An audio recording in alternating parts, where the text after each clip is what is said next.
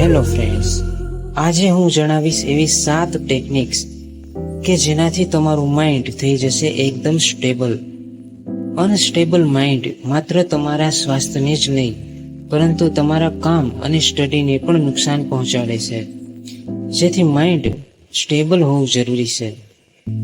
Mind stable રહે એના માટે તમારે આ 7 સ્ટેપ્સ ફોલો કરવા પડે.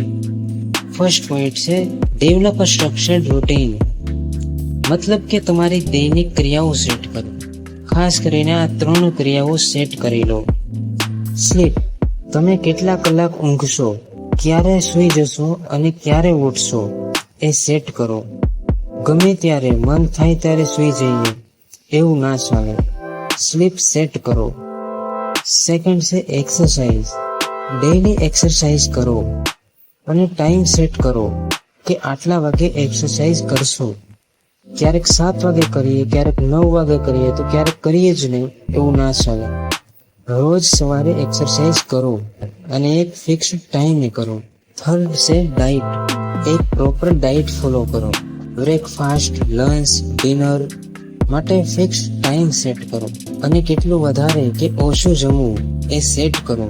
એટલું બધું વધારે પણ ના જમવું કે પેટ ખરાબ થાય કે અન્ય કોઈ મુસીબત ઊભી થાય, અને એટલું ઓછું પણ ના જમવું કે પૂરતા વિટામિન્સ જ ના મળે. તો પ્રોપર ડાઈટ સેટ કરો. સેકન્ડ પોઈન્ટ છે train your mind for stability.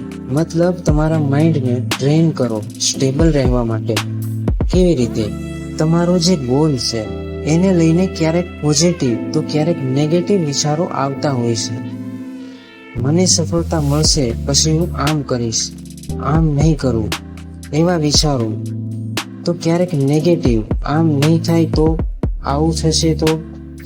આ વિચારો બે મતલબના હોય છે જે તમને ક્યારેય મંજિલ સુધી નથી પહોંચાડતા પરંતુ તમારો ટાઈમ ખોટી કરે છે અને તમને નિષ્ફળતા તરફ ધકેલે છે. તો આવા બે મતલબના વિચારોને રોકો. એને રોકવા માટે એક લાઈન યાદ રાખો કે આ માત્ર વિચારો છે જે ક્યારેય ભવિષ્ય નથી બનતા. ભવિષ્ય બને છે યોગ્ય પ્લાનિંગ અને મહેનતથી. તો આ પોઈન્ટમાં એટલું કે માઇન્ડને ટ્રેન કરો સ્ટેબલ રહેવા માટે. બે મતલબના વિચારોને એવોઇડ કરો અને તમે જે પ્લાન બનાવેલો છે એ પ્રમાણે મહેનત કરો. થર્ડ પોઈન્ટ છે પ્રેક્ટિસ ન્યુટ્રલિટી. તમારો કોઈ ગોલ હોય કે ના હોય, તમારે સફળતા મેળવી હોય કે ના મેળવી હોય, તમારે આ પોઈન્ટ જાણવો જોઈએ. સોશિયલ મીડિયાનો જમાનો છે. રોજ અવનવી ઘટનાઓ સામે આવે છે જેને જાણીને આપણે પૂરી રીતે તૂટી જતા હોઈએ છીએ. આજકાલ જે રીતે મહિલાઓના કૃત્યો જાણવા મળે છે એનાથી પુરુષ લગ્ન કરવાથી પણ ડરે છે. જે રીતે બેરોજગારી અને કોમ્પિટિશનની ખબરો મળે છે. મા બાપ છોકરાઓને ભણાવતા પણ અચકાય છે કે છોકરાના ભણતર પાછળ આટલો ખર્ચ કર્યા પછી પણ નોકરી મળશે કે નહીં. આવી ખબરો આપણને રોજ નેગેટિવ ફીલ કરાવે છે, આપણા કોન્ફિડન્સને તોડે છે.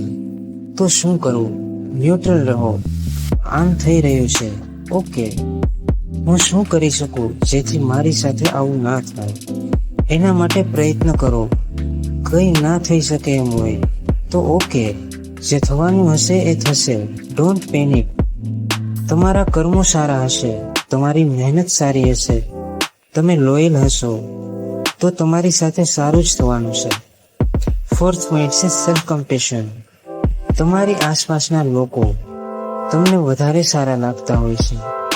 કોઈ સુંદર, કોઈ હોશિયાર તો કોઈ ભાગ્યશાળી હોય છે જેને જોઈને તમે તેના તરફ અટ્રેક્ટ થાવ છો અથવા તો જેલસ થાવ છો.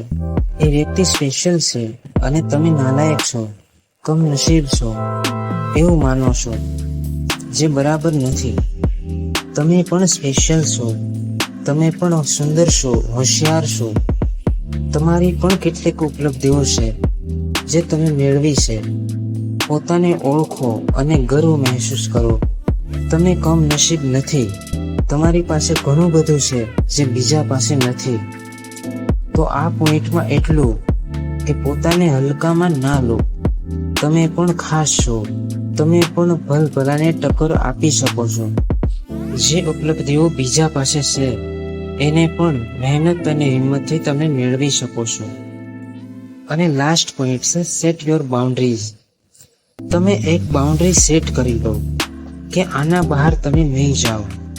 મોબાઈલમાં તમે કંઈ જુઓ છો તો એ તમારા કામ રિલેટેડ જ હોય, બીજું કંઈ નકામું ના જોવાઈ જાય. એવા લોકોને જ મળો કે જે તમારા કામ રિલેટેડ હોય અથવા નોર્મલ હોય. એવા લોકોને ન મળો કે જેની લાઈન જ અલગ હોય અને ફરજિયાત મળવું જ પડે એમ હોય કેમ કે રિલેટિવ હોય. તો એમની વાતો એવોઇડ કરો અને માઇન્ડમાં ફિટ કરી લો કે એમની લાઈન અલગ છે.